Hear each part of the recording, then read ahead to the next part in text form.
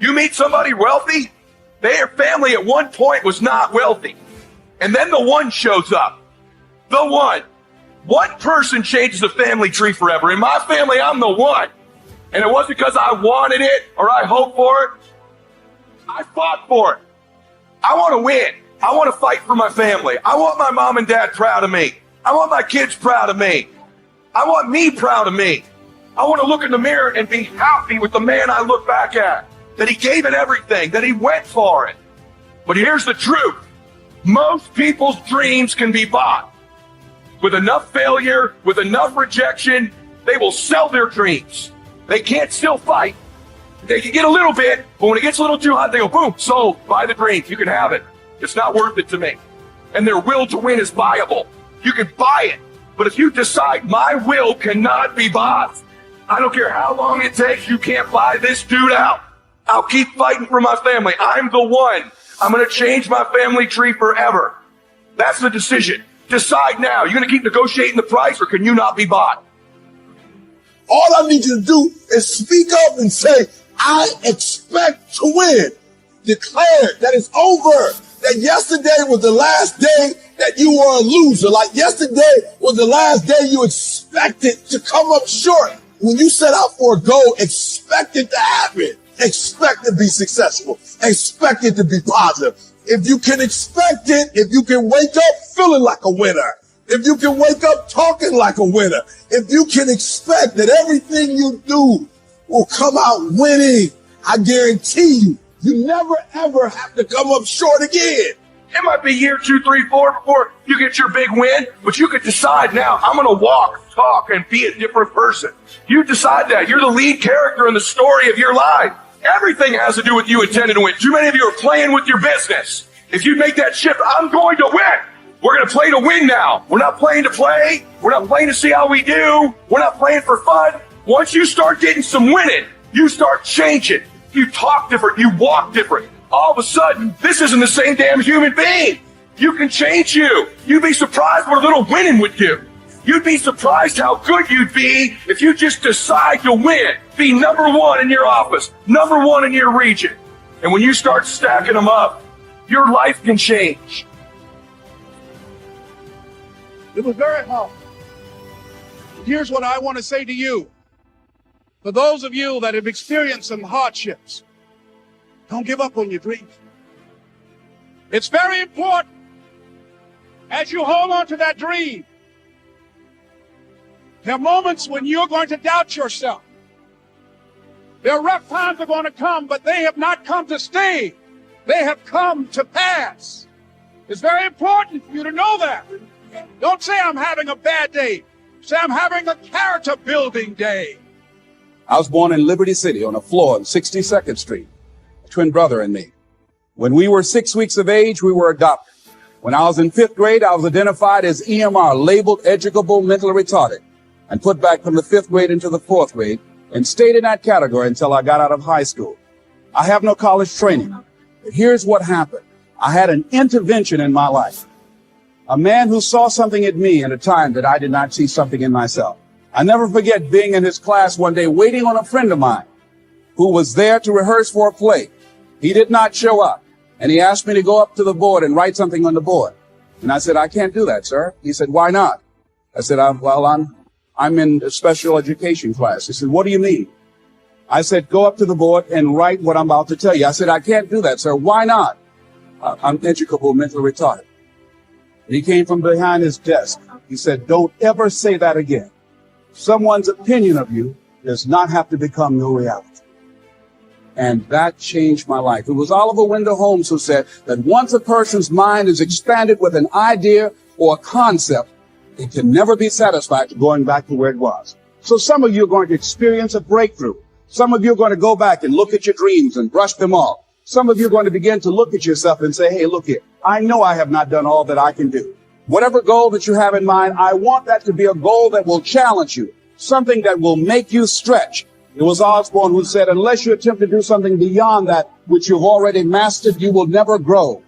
What is it that you looked at some point in time and you decided that you couldn't do it, that you talked yourself out of it? Whatever it is, bring it back out there. How you're going to do it, that will come to you in due time. See, you don't get in life what you want, ladies and gentlemen. You get in life what you are, not what you want. It's very important for you to believe that you are the one to make this happen. I remember this high school teacher, Mr. Leroy Washington, at the end of school one June, it was just a few days before we were supposed to leave. And I just got my report card. And it indicated that I'd failed history and I'd failed English and I would have to go to summer school. And I was feeling within myself that I was a failure, that I'm slower than most people in getting paperwork. And I was feeling down on myself and very negative. And Mr. Washington was giving a speech to the graduating seniors, and I was in 11th grade. And even though I wasn't supposed to be in there, I went in there because the speech he was giving, that speech was for me. And as he talked, my heart began to beat fast. Tears began to run down my eyes, and I was in the back just listening to him because he said, and he was a very dramatic man. I still talk to him to this day. He said, as graduating seniors of Booker T. Washington High School, I want you to know that you're blessed and highly favored, and that as you go toward the future, begin to know that you have greatness within you. And if just one of you here begin to envision yourselves as being blessed and highly favored to reach your goals, if just one of you capture the essence of what that means, that you have greatness within you and a responsibility to manifest that greatness, that you can make your parents proud, you can make your school proud, you can touch millions of people's lives, and the world will never be the same again because you came this way. And the students gave him a rousing standing ovation. And as he left the auditorium, I ran down the steps and I caught him in the parking lot. I said, Mr. Washington? He said, yes. I said, do you remember me, sir? He said, no. I said, my name is Leslie Brown. My mother, she works in the cafeteria here. I'm one of the twins, Leslie and Wesley. I said, Mr. Washington, but you know, I got these big dreams. I like talking to people. I love people. I said, I want to work with people, and I got this dream of buying my mama a home. Could I do that, Mr. Washington? He said, it's possible, Mr. Brown. And as he walked away, I called him again. I said, Mr. Washington? He said, what do you want now? I said, I'm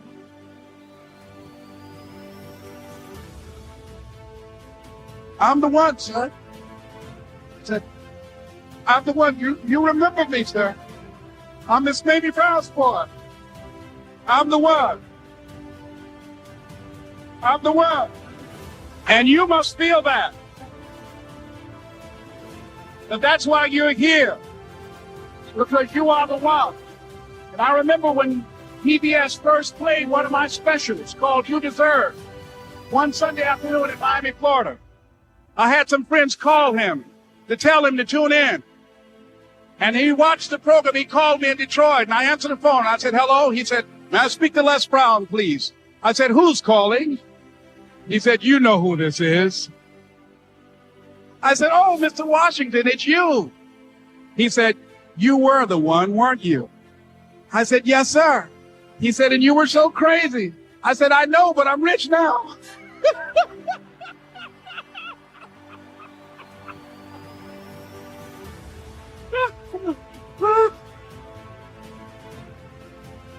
Ladies and gentlemen, it's not going to be easy.